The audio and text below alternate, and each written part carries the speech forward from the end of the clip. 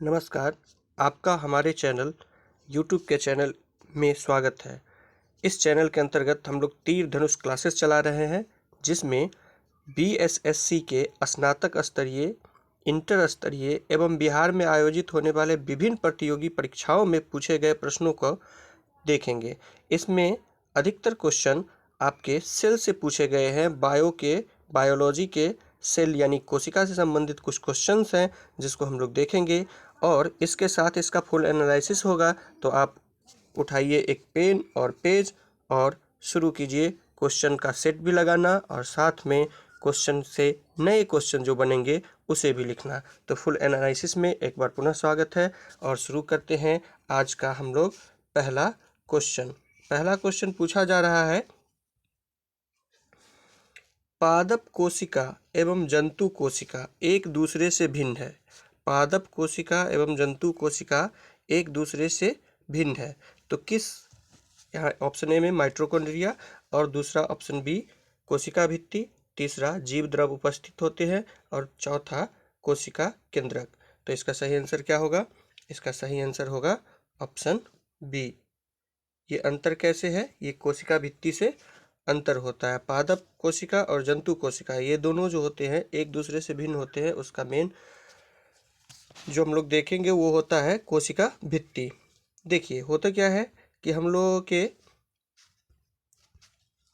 के जंतु कोशिकाओं में ये जो चारों ओर घिरा हुआ है जंतु कोशिकाओं में, ये होता है कोशिका झिल्ली। और पादप कोशिका जब हम लोग देखते हैं तो उसमें ये चारों ओर जो घिरा रहता है बाहरी रचना, वो होता है कोशिका भित्ति। तो जंतु कोशिका और पादप कोशिका अंतर कैसे होते हैं? जंतु कोशिका और पादप कोशिका में अंतर होता है कि उसमें होता है कोशिका भित्ति। पूछा जा सकता है सवालों में कि केंद्रक में क्या पाया जाता है, तो आप बताएंगे केंद्रक में गुणसूत्र, और गुणसूत्र पर डीएनए पाया जाता है। इसमें भी डीएनए होता है। इसमें माइटोकॉन्ड्रिया भी होता है। माइटोकॉन्ड्रिया एकहरी झिल्ली होती है, दोहरी झिल्ली होती है, और लाइसोसोम एकहरी झिल्ली होती है। तो बहुत सारे ऐसे क्वेश्चन बनेंगे, साथ में हम लोग एनालिसिस भी करते चलेंगे। कोशिका केंद्रक, इसके कोशिका केंद्रक, ये कोशिका का क्या हो गया? केंद्रक हो गया। वहीं हम देखते हैं कि माइटोकॉन्ड्रिया, तो ये क्या हो गया? हमारा माइटोकॉन्ड्रिया हो गया। जीव द्रव, ये चारों ओर जो पदार्थ होंगे, ये पदार्थ कौन से होंगे? ये जो पदार्थ है ये होंगे जीव द्रव। ये पदार्थ कौन होंगे? जीव द्रव होंगे। तो कोशिका झिल्ली और केंद्रक झिल्ली के बीच अगर पूछे कि क्या रहता है, तो आप कहेंगे जीव द्रव रहता है, जिसको हम लोग इंग्लिश में साइटोप्लाज्म भी कहते हैं। चलिए बढ़ते हैं नेक्स्ट क्वेश्चन की ओर। कोशिका का शक्ति गृह का स्रोत क्या है? क्वेश्चन थोड़ा सा समझने वाला है। इसमें बताया गया है कि शक्ति स्रोत क्या है, उसे शक्ति कहाँ से मिलती है। तो कोशिका को शक्ति मिलती है किससे? कोशिका को शक्ति मिलती है माइटोकॉन्ड्रिया से। तो इसका सही आंसर क्या हो जाएगा? माइटोकॉन्ड्रिया। याद ही होगा कि माइटोकॉन्ड्रिया को क्या कहते हैं? तो कोशिका का ऊर्जा गृह कहते हैं, पावर हाउस ऑफ सेल। चलिए ठीक है, तो तीसरे नंबर क्वेश्चन की ओर। अच्छा, इसमें देख लेते हैं कोशिका भित्ति किस में पाया जाएगा। कोशिका भित्ति पाया जाएगा पादप में। न्यूक्लियस पादप में भी पाया जाता है, जंतु में भी। राइबोसोम पादप में भी पाया जाता है और जंतु में भी पाया जाता है। ठीक है, तो चलते हैं नेक्स्ट क्वेश्चन की ओर। और क्वेश्चन तीसरा नंबर क्वेश्चन है, निम्नलिखित किसकी उपस्थिति के कारण पादप कोशिका को प्राणी कोशिका से पहचाना जाता है? सिंपल ही क्वेश्चन है, वही क्वेश्चन को दोबारा रिपीट किया करके पूछा गया है, मतलब दूसरे साल में कभी या दूसरे सिटिंग में पूछा गया होगा। तो इसमें सही आंसर क्या होगा कि पादप कोशिका को प्राणी कोशिका से पहचाना जा सकता है कोशिका भित्ति के कारण। एक ऑप्शन तो ये सही है। इसमें थोड़ा सा ऑप्शन में प्रॉब्लम है। यहाँ हरित लवक भी दे दिया गया है, जबकि जंतु कोशिकाओं में हरित लवक नहीं होता, पादप कोशिका में हरित लवक होता है। तो इसका अर्थ क्या हो गया कि इसमें हम लोग कहेंगे ए प्लस बी, दोनों आंसर होगा। ए प्लस बी दोनों के रूप से हम जंतु कोशिका और पादप कोशिका में अंतर कर सकते हैं। चौथा नंबर क्वेश्चन है कि कोशिका में निम्नलिखित में से कौन सी पाचन थैली होती है? क्वेश्चन सेट करने वाले कमाल के होंगे। कितना अच्छा सा बात है, इसमें लिखा गया है पाचन थैली। पाचन थैली हम लोग सब दिन पढ़ते हैं, किसको पढ़ते हैं? लाइसोसोम को, कि कोशिका का क्या है? कोशिका का कब्रगाह होता है, मतलब वहाँ जाके कोशिका, जो टूटे फूटे कोशिका होते हैं वहाँ जाके समाप्त हो जाते हैं, तो कोशिका का कब्र कहा जाता है। और यहाँ कहा पाचन थैली, यानी कोशिकाओं को ही पचा देने वाला होगा पाचन थैली, लाइसोसोम। इसका आंसर सही क्या हो जाएगा? डी। 5वें नंबर क्वेश्चन की ओर बढ़ते हैं। 5वां नंबर क्वेश्चन कहा गया है, कॉर्क कोशिका की भित्ति पर जमा हुआ पदार्थ क्या होता है? कॉर्क कोशिका की भित्ति पर जो पदार्थ जमते हैं उसको क्या कहते हैं? इसका आंसर मारिए, क्या होगा? आंसर टिक आउट कीजिए। इसका सही आंसर होगा बी ऑप्शन, सुबेरिन। सुबेरिन। अगर पूछा जाए लिग्निन क्या है तो आप बताइएगा, लिग्निन एक सीमेंट की तरह मजबूत पदार्थ है जो बाहरी कोशिका सेलुलोज के साथ मिलकर मजबूत यानी कठोरता प्रदान करती है, यांत्रिक शक्ति देती है पौधे को। ठीक है, बढ़ते हैं 6ठे नंबर क्वेश्चन की ओर। 6ठे नंबर में कोशिका भित्ति डैश कोशिका में अनुपस्थित रहती है। कोशिका भित्ति किस में अनुपस्थित रहती है? अच्छा ठीक, आंसर कीजिए। आंसर इसका सही क्या होगा? आंसर इसका सही होगा जंतु, क्योंकि जंतु में कोशिका भित्ति नहीं होती है, अर्थात अनुपस्थित रहती है। जबकि कवक में, जीवाणु में, पादप में, इन सबों में क्या होता है? कोशिका भित्ति होता है। ठीक है, बढ़ते हैं नेक्स्ट क्वेश्चन की ओर।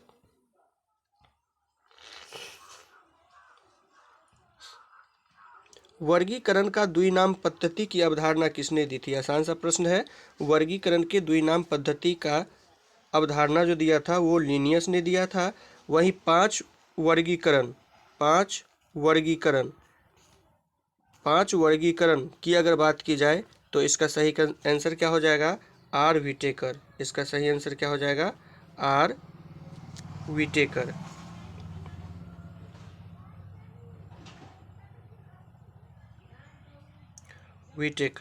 ठीक है, आर विटेकर। ठीक है, आर विटेकर। इसका सही आंसर क्या होगा? R Whittaker. ठीक है, चलते हैं नेक्स्ट क्वेश्चन की ओर। नेक्स्ट क्वेश्चन में कहा गया है कि कौन सी कोशिकांग पादप एवं जंतुओं में विभेद करती है? मतलब कोशिका का कौन सा भाग है जो पादप कोशिका और जंतु कोशिका में अंतर पहचानवा देता है? तो इसका सही आंसर क्या हो जाएगा? कोशिका भित्ति। ठीक है, कोशिका भित्ति।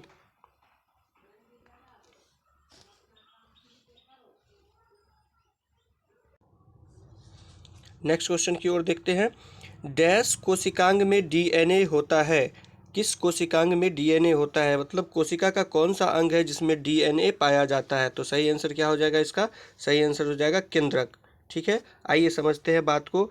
अगर ये कोशिका है तो कोशिका के बीच के भाग को कहते हैं केंद्रक, और केंद्रक में क्या होता है? गुणसूत्र होता है। केंद्रक में क्या होता है? गुणसूत्र होता है, उलझे धागे के नुमा में फैला रहता है।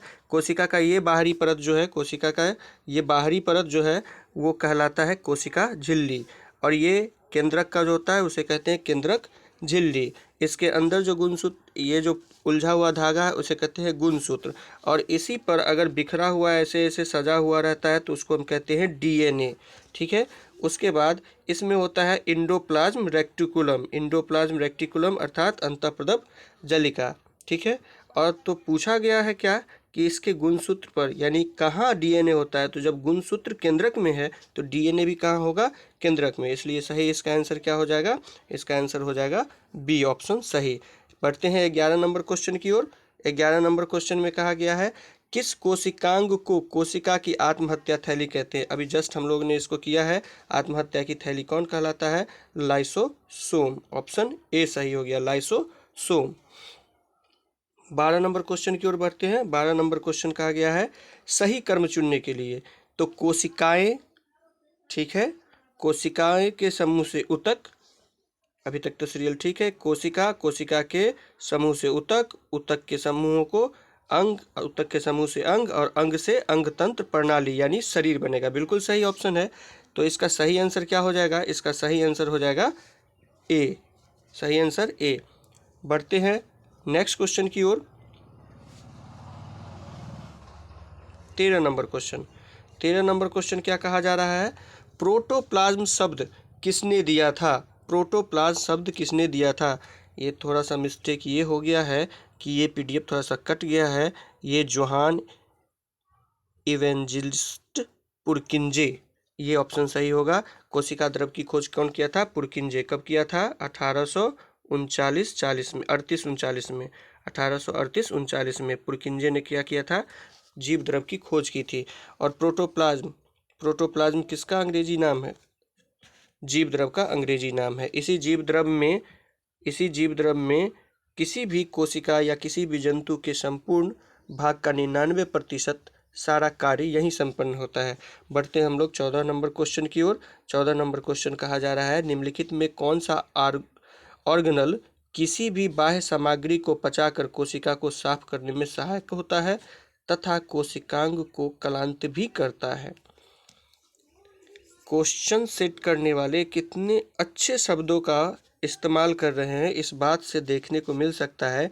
एक तो पहली बात की ऑर्गेनल मतलब कोशिकांग, किसी भी बाह्य सामग्री को पचाकर, किसी भी बाह्य सामग्री को भी पचाता है और कोशिका को साफ रखने में सहायता करता है, साथ ही कोशिका को क्लांत भी करता है। क्लांत करता है मतलब उसके काल का अंत कर देता है। इट मीन्स क्या हो गया कि कोशिका को समाप्त कर देता है। तो कोशिका को समाप्त करने वाला कौन होता है, कोशिका को समाप्त करने वाला होता है लाइसोसोम। कोशिका को समाप्त करने वाला लाइसोसोम। ऑप्शन कौन सा सही हो गया, बी ऑप्शन सही हो गया। चलिए देखते हैं नेक्स्ट क्वेश्चन की ओर। Next question 15 number. 15 number question में कहा गया है कि पादप कोशिका की भित्ति डैश की बनी होती है। एकदम सिंपल सा क्वेश्चन। पादप कोशिका की भित्ति सेलुलोज की बनी होती है, पादप की सेलुलोज की बनी होती है। ग्लूकोज का सूत्र याद है, C6, आगे बोले H12O6, ठीक है, ये ग्लूकोज का सूत्र था। ठीक है, नेक्स्ट क्वेश्चन की ओर बढ़ते हैं। केंद्रक और कोशिका झिल्ली के बीच भरे हुए जेली पदार्थ को क्या कहा जाता है। अभी जस्ट हम लोग एक पढ़े कि ये अगर कोशिका है, इसके बीच केंद्रक है, तो इसमें भरा हुआ पदार्थ जो हमारा पदार्थ है, इस टाइप का इसमें अगर भरा हुआ कोई पदार्थ है तो उस पदार्थ को क्या कहेंगे, तो उस पदार्थ को हम लोग कहते हैं कोशिका द्रव। चूँकि यहाँ अंग्रेजी में लिखा हुआ है, तो अंग्रेजी में क्या लिखा हुआ है, कोशिका द्रव को अंग्रेजी में लिख दिया है साइटोप्लाज्म। क्या लिखा हुआ है, साइटोप्लाज्म। तो इसका सही आंसर क्या हो जाएगा, ऑप्शन डी, साइटोप्लाज्म। बढ़ते हैं हम लोग 16 नंबर क्वेश्चन की ओर। 16 नंबर क्वेश्चन में कहा गया है, पानी की कमी के कारण कोशिकाओं के संकुचित होकर कोशिका से भिन्न अलग होने की प्रक्रिया को क्या कहा जाता है। तो इसका सही आंसर क्या है, डी, प्लाज्मोसिस। डी, प्लाज्मोसिस। प्लाज्मोसिस किसको कहा जाएगा, जब ये पता चले कि कोशिका में पानी है, और कोशिका में पानी तो रहता ही है, सबसे अधिक पानी की मात्रा ही रहती है, लेकिन इसमें जब प्लाज्मोसिस रहेगा तो वो जीवित कोशिका में जाएगा और धीरे धीरे पानी कमते जाएगा, तो उसे हम डी प्लाज्मोसिस कहेंगे। उदाहरण के लिए जैसे हम लोग कहते हैं डिहाइड्रेशन, निर्जलीकरण। ठीक है, बढ़ते हैं हम लोग नेक्स्ट क्वेश्चन की ओर। नेक्स्ट क्वेश्चन है 18 नंबर। रॉबर्ट हुक द्वारा कोशिका की खोज किस प्रकार की गई थी। रॉबर्ट हुक द्वारा कोशिका की खोज किस प्रकार की गई थी। एक प्याज के छिलके का निरीक्षण करते हुए, रक्त का निरीक्षण करते हुए, पेड़ों के पत्ते का निरीक्षण करते हुए, कॉर्क का निरीक्षण करते हुए। बिल्कुल सही, इसका सही ऑप्शन आप भी इसमें लगाएंगे क्या, कॉर्क का निरीक्षण करते हुए। जब वह एक कॉर्क के कोठरी को देख रहे थे, कॉर्क को देख रहे थे माइक्रोस्कोप से, तो उसमें अनेक छोटी छोटी कोशिकाओं में अनेक छोटी छोटी कोठरियाँ देखी गई थी। उन्होंने देखा था कोठरी, लैटिन भाषा में इसी कोठरी को बोला जाता है सेल, तो उन्होंने नाम रख दिया था क्या इसका, सेल। तो रॉबर्ट हुक ने किया था खोज, और रॉबर्ट हुक ने कब किया था खोज, तो याद ही होगा 1665। ठीक है, 1665 में खोज किया गया था। बढ़ते हैं 19 नंबर क्वेश्चन की ओर। 19 नंबर क्वेश्चन कहा जा रहा है, निम्न में से कौन सी झिल्ली संयोजित थैलिक पाचक रस का एंजाइम रखती है। संयोजित थैली भी होना चाहिए और पाचक रस यानी कोशिका को ही पचाने वाला। ऑप्शन सही क्या हो जाएगा, ए, ऑप्शन ए। कौन सा, लाइसोसोम। माइटोकॉन्ड्रिया किसकी बनी होती है, माइटोकॉन्ड्रिया जो है ध्यान में रखेंगे कि अगर ये कोशिका है तो इसमें जो इस प्रकार का होता है वो माइटोकॉन्ड्रिया कहलाता है। इसी में होता है क्या, क्रिस्टी भी होता है, श्रिंग भी होता है। और माइटोकॉन्ड्रिया के लिए एक प्रश्न पूछा गया था बिहार दरोगा में कि किस में इकहरी झिल्ली होती है, तो लाइसोसोम जो होता है उसमें इकहरी झिल्ली होती है। और इस प्रकार होता है माइटोकॉन्ड्रिया जिसमें दोहरी झिल्ली होती है। ठीक है, बढ़ते हम लोग नेक्स्ट क्वेश्चन की ओर। क्वेश्चन नंबर 20, सजीवों के वर्गीकरण की मूल इकाई को क्या कहते हैं?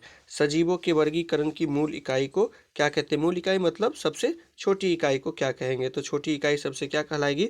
जाति कहलाएगी। ठीक है, याद ही होगा किंगडम कौन देवी क्लास में ऑर्डर चलाती है, जींस पैंट पहनती है, वैरायटी, इस टाइप से हम आपको याद कराए थे। कौन देवी कौन से हो गया? किंगडम, देवी से हो गया डिवीजन, क्लास से क्लास, ऑर्डर से ऑर्डर। इस प्रकार याद करते हुए बढ़े थे, तब हमको पता चला था कि सबसे हमारा जो नीचे होगा वो होगा जाति। तो ऑप्शन क्या सही हो जाएगा इसका? ए, ऑप्शन ए जाति। बढ़ते हैं 21 नंबर क्वेश्चन की ओर। केंद्रक और कोशिका झिल्ली के बीच मौजूद जेली जैसे जो पदार्थ होते हैं उसको क्या कहा जाता है? किसके किसके बीच होना चाहिए?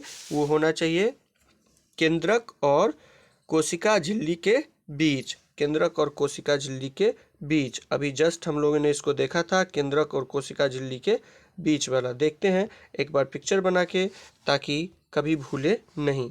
इसमें अभी बताए थे कि ये अगर हम लोगों का कोशिका है और इसमें केंद्रक है, तो ये कोशिका झिल्ली, केंद्रक झिल्ली, और उसके बीच जो भरा हुआ पदार्थ होगा, उस पदार्थ को, उसके बीच जो भरा हुआ पदार्थ होगा उसको हम लोग कोशिका द्रव कहेंगे, या अंग्रेजी में साइटोप्लाज्म कहेंगे। तो इसमें से कौन सा आंसर आ रहा है? केंद्रक और कोशिका झिल्ली के मौजूद जेली जैसे पदार्थ जो होते हैं, इसमें कोशिका द्रव हिंदी में दिया हुआ है, तो इसका सही आंसर क्या हो जाएगा? इसका सही आंसर हो जाएगा कोशिका द्रव। 22 नंबर क्वेश्चन, कोशिका की खोज किसने की थी? कोशिका की खोज 22 नंबर क्वेश्चन अब है, कोशिका की खोज किसने की थी? Robert Hooke. 23 नंबर क्वेश्चन में सूचनाओं का संचय न्यूरॉन के किस भाग से होता है?